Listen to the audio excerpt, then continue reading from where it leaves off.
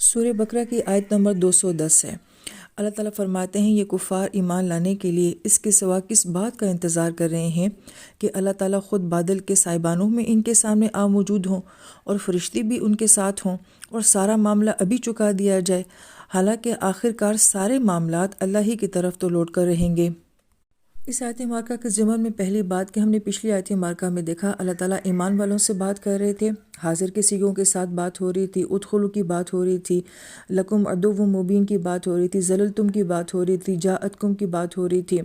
اس آیت مبارکہ کا آغاز جو ہے ہل ینظرون سے ہو رہا ہے، کیا وہ اس بات کا انتظار کر رہے ہیں؟ غائب کے سیغے کے ساتھ بات ہو رہی ہے۔ اس کی ایک وجہ یہ بیان کی جاتی ہے کیونکہ اب نافرمانوں کی بات کی جا رہی ہے، اور قرآن پاک کے بعض مقامات میں ہم یہ دیکھتے ہیں کہ اللہ تعالیٰ نافرمانوں کے ساتھ براہ راست بات نہیں فرماتے ہیں، یہ بھی اللہ تعالیٰ کی ناراضگی کا ایک انداز ہوتا ہے۔ پھر علماء کرام دوسری بات یہ فرماتے ہیں کہ قرآن کو اللہ تعالیٰ کا کلام کہا گیا ہے۔ کلام میں اور تحریر میں فرق ہوتا ہے۔ کلام اپنی ایک تاثیر رکھتا ہے، اثر رکھتا ہے، کیونکہ الفاظ کے اندر تاثیر ہوتی ہے، جس کو پہلے بھی بیان کیا جا چکا ہے۔ ہم یہ دیکھتے ہیں کہ اس قرآن پاک میں جس کو کلام اللہ کہا گیا ہے، بعض آیات ایسی ہوتی ہیں جو کہ بہت عام فہم ہوتی ہیں، جسے کوئی بھی عام فہم انسان بڑی آسانی سے سمجھ سکتا ہے۔ کچھ آیات ایسی ہوتی ہیں جو حکمت سے بھری ہوئی ہوتی ہیں، یہ ان لوگوں کے لیے جو کہ غور و فکر کرنے والے ہیں، تدبر کرنے والے ہیں۔ کچھ آیات ایسی ہوتی ہیں جن میں تخیل بہت اعلیٰ انداز کا پایا جاتا ہے اور ان کی گہرائی بڑی بے مثال ہوتی ہے۔ کچھ آیات ایسی ہوتی ہیں جن کے اندر فلسفہ بہت زیادہ ہوتا ہے۔ اس کی ایک مثال جیسے کہ سورہ کہف میں اللہ پاک فرماتے ہیں کہ جب سورج سمندر میں ڈوب رہا تھا،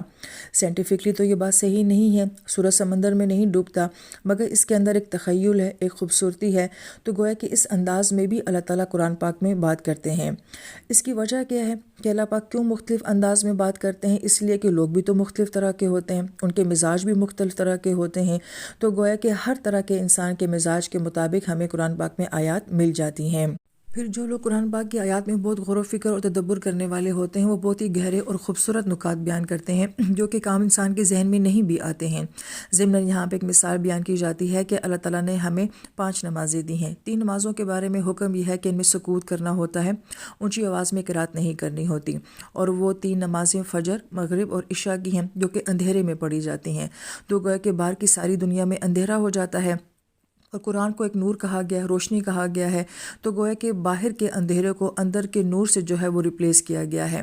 کہ جب باہر ساری دنیا میں اندھیرا ہو تو اپنے دل کو اور اپنی تنہائیوں کو قرآن کے نور کے ساتھ آباد کرو۔ تو یہاں پہ ایک انفرادی غور و فکر کی بات کی جا رہی ہے۔ پھر 2 نمازیں جن کو جہر کہا گیا ہے کہ جب امام صاحب قرات کریں گے سب سنیں گے، تو وہ جماعت کا وقت ہے، تمام لوگ مسجد میں موجود ہیں، امام صاحب تلاوت کر رہے ہیں اور سب لوگ قیام کی حالت میں قرآن پاک میں غور و فکر اور تدبر کر رہے ہیں، تو گویا کہ ایک اجتماعی کیفیت بیان کی گئی ہے کہ اجتماعی لحاظ سے بھی سب کا قرآن پاک کے اندر غور و فکر اور تدبر ہونا چاہیے۔ اور باقی 3 نمازوں میں کہا کہ جب انسان خاموشی کے ساتھ اپنے اندر قرآن کو پڑھ رہا ہوتا ہے اور اس میں غور و فکر اور تدبر کر رہا ہوتا ہے، تو یہ دونوں انداز جو ہیں وہ قرآن کے ساتھ بیان کیے گئے ہیں۔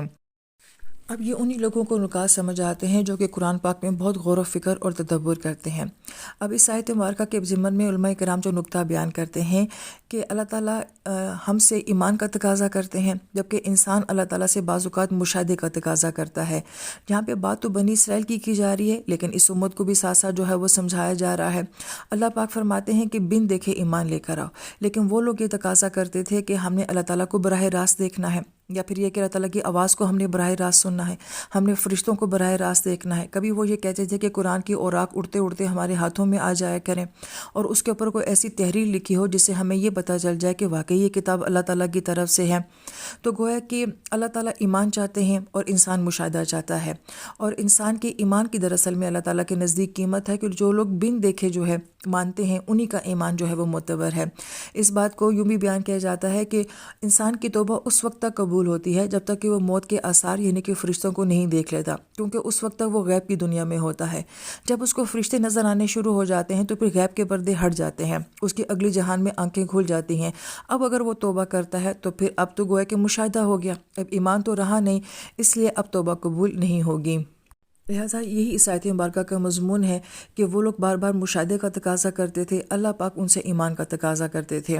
پھر علماء کرام یہاں پہ یہ نقطہ بھی بیان کرتے ہیں کہ یہاں پہ آسمان کی بات کی جا رہی ہے، بادلوں کی، ان کے سائے کی بات کی جا رہی ہے، فرشتوں کی بات کی جا رہی ہے۔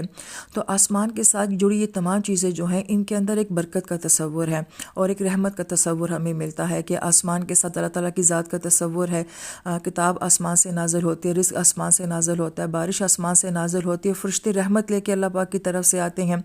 لیکن جب انسان جو ہے وہ ایمان نہیں لاتا بلکہ مشاہدے کا تقاضا کرتا ہے یا پھر وہ اللہ تعالیٰ کی کسی نعمت کی ناقدری کرتا ہے، تو گویا کہ پھر یہی سب چیزیں انسان کے لیے کیا بن جاتی ہیں؟ وبال بن جاتی ہیں۔ لہٰذا فرشتے ہی ہوتے ہیں جو کہ پوری پوری بستیوں کو پلٹ دیتے ہیں، آسمان ہوتا ہے جو کہ بارش برسانا بند کر دیتا ہے۔ تو گویا کہ رحمت والی چیزیں جو ہوتی ہیں وہ انسان کے لیے بعض اوقات نقصان کا اور عذاب کا سبب بن جاتی ہیں۔ اور آنے والی آیت مبارکہ میں بھی یہی بات کی جا رہی ہے کہ جب کوئی اللہ تعالیٰ کی نعمت کو بدل دیتا ہے تو گویا کہ رحمت کو وہ اپنے لیے زحمت بنا لیتا ہے۔ اور پھر یہاں پہ چونکہ بنی اسرائیل کا ذکر کیا جا رہا ہے تو غمام کا تعلق ان کے ساتھ بنتا ہے کہ اللہ پاک نے ان کو بھی ایسے ہی بادل دیے تھے، ویسے ہی سایہ دیا تھا۔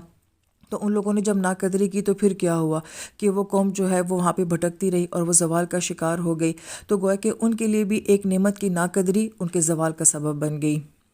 پھر آیت مبارکہ میں یہ کہا گیا کہ وہ لوگ یہ کہتے ہیں کہ سارے معاملے جو ہیں وہ جلدی جلدی حل ہو جائیں۔ یہ انسان کی فطرت کے اندر جو جلد بازی ہے کہ چاہے اچھی بات کا معاملہ ہو یا بری بات کا معاملہ ہو، وہ کہتا ہے کہ سب کچھ جلدی سے ہو جائے، فوراً ہو جائے۔ تو اللہ پاک یہ فرماتے ہیں کہ جو کچھ یہ کہہ رہے ہیں یہ سب ہوگا تو صحیح، ان کو ان کے جوابات تو ملیں گے مگر ان کی ٹائمنگ کے مطابق نہیں، وہ ٹائمنگ ہماری اپنی ہوگی کہ ہم کس وقت یہ سارے معاملے کھولیں گے۔ اس آیت مبارکہ کے آخر میں کہا گیا کہ ترجع الامور، کہ سارے معاملات کا حل جو ہے یا ان کا نچوڑ یا انجام جو ہے وہ اللہ ہی کی طرف لوٹنے والا ہے کہ اللہ تعالیٰ فائنلی بتائیں گے کب کس بات کو کب ہونا ہے، کیسے ہونا ہے اور کس طریقے سے ہونا ہے۔